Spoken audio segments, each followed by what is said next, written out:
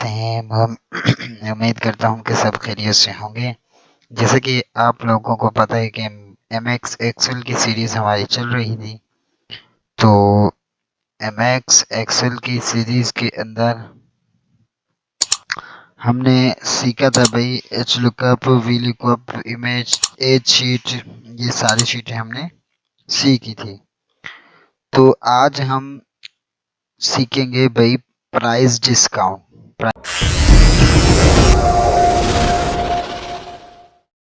Price discount की एक sheet होती है। आज हम सीखेंगे प्राइस डिस्काउंट की एक शीट। सबसे पहले तो हम एक्सेल को ओपन कर लेते हैं। सबसे पहले ओपन कर लेते हैं एक्सेल। एक्सेल हमने ओपन किया। एक्सेल ओपन करने के बाद हम इसके अंदर सबसे पहले यहाँ पर एक हेडिंग दे देते हैं प्राइस डिस्काउंट मर्ज कर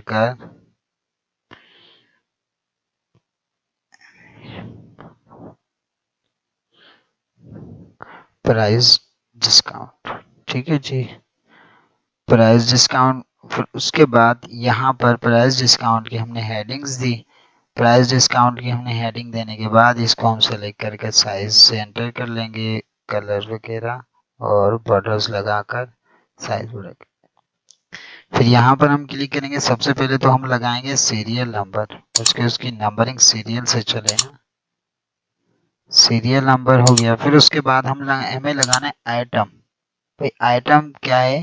भाई आइटम जो ले रही हो ना उसका आइटम, मतलब कि आइटम नेम, जो चीज ले रहे हो उसका नाम। तो यहाँ पर हम इसको साइज बढ़ा। फिर उसके बाद आएगा भाई ओरिजिनल प्राइस। ठीक है जी। फिर ओरिजिनल प्राइस का मतलब है कि जो प्राइस में हमने ली, ओरिजिनल प्राइस हो गया। फिर उसके बाद आएगा हमारा डिस्काउंट। ठीक है जी, डिस्काउंट हो गया। फिर उसके बाद आएगा हमारा भाई सेविंग। सबसे पहले शिफ्ट के साथ नंबर 5 लगाकर फिर हम सेविंग टाइप कर लेंगे। सेविंग हो गया भाई।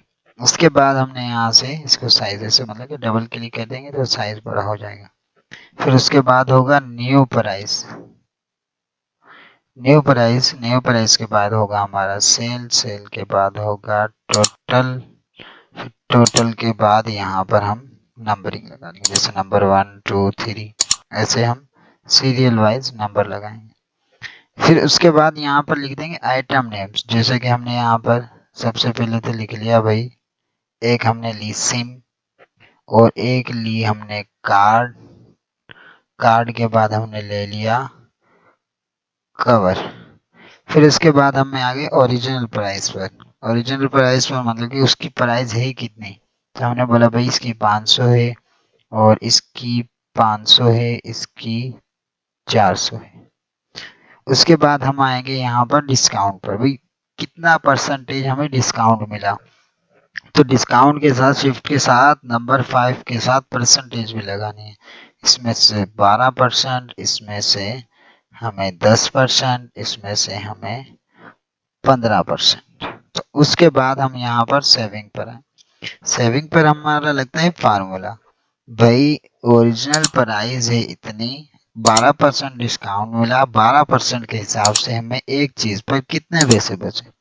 सबसे पहले हमें कीबोर्ड से लगाना पड़ेगा is equal to original price multiply by discount. Enter कर 500 रुपए की चीज है, 12% डिस्काउंट मिला, मतलब कि कम होकर मिला 60 रुपए की चीज पर बच गए। फिर यहाँ से सब पर फार्मूला ऐड कर देंगे। फिर हम लगाएंगे न्यू प्राइस का फार्मूला। सबसे पहले हमें न्यू प्राइस पर इजिकल टू लगाना है। फिर हमें क्लिक करना पड़ेगा ओरिजिनल प्राइस पर।